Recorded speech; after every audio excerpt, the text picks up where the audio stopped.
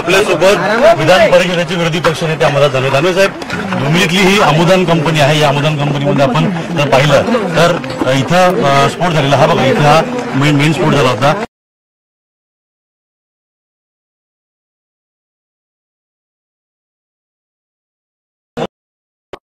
आहे सरकारचं यशस्वी धोरण आहे. औद्योगिक सुरक्षा विभाग निष्क्रिय आहे आणि मॅनेजमेंटकडे कोणाचं दुर्लक्ष नाही. सत्ताधारी लोक अशा प्रकारे अशा इंडस्ट्रीला पाळतात की काय, अशा प्रकारची शंका.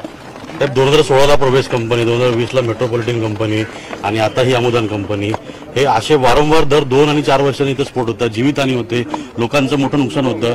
शेकडो इथल्या इमारती, घरांचे काचा फुटलेले आहेत, लोक जखमी झाले. खरं तर याच्याविषयी सरकारने धोरण ठरवलेलं आहे की अशा प्रकारे विष ओकणाऱ्या अशा कंपन्या इथं नसल्या पाहिजे, परंतु सरकारने याच्यावर पावलं उचललेली नाही. तर ज्या पद्धतीने हा स्फोट दिसतोय इथं आपण जर पाहिलं तर केमिकल लोडिंग अनलोडिंग, त्यानंतर रिएक्टर आणि केमिकल प्लांट जे आहेत याची रेग्युलर तपासणी व्हायला पाहिजे. ती एमआयडीसी कडून किंवा होत नाही, किंवा एमपीसीबी विभाग जो आहे तो देखील पूर्णतः लक्ष देत नाही आणि वारंवार अशा घटना घडतात. ही औद्योगिक सुरक्षा विभागाची जबाबदारी असते, डिश विभागाची. मात्र तोच विभाग निष्क्रिय आहे. सरकारचा त्या विभागाला नुसतं नावाला तो विभाग आहे, त्याला कोणती ताकद नाही, त्याला कोणती शक्ती नाही, त्याला कोणताही अधिकार नाही, म्हणून या अपघात होतात. हजारो कोटी रुपये या एमआयडीसीतून उत्पन्न होतं, पण या एमआयडीसीची स्वतंत्र अशी एक यंत्रणा जी आहे, आग विझवणे किंवा अशा सगळ्या ब्लास्ट याच्यामध्ये यंत्रणा अशी त्यांची यंत्रणा दिसत नाही. कारण का रिस्पॉन्स करण्याकरता बराच टाइम गेला. महाराष्ट्रात कोणत्याच इंडस्ट्रियल एरियामध्ये अशी यंत्रणा नाही, करता असायला पाहिजे.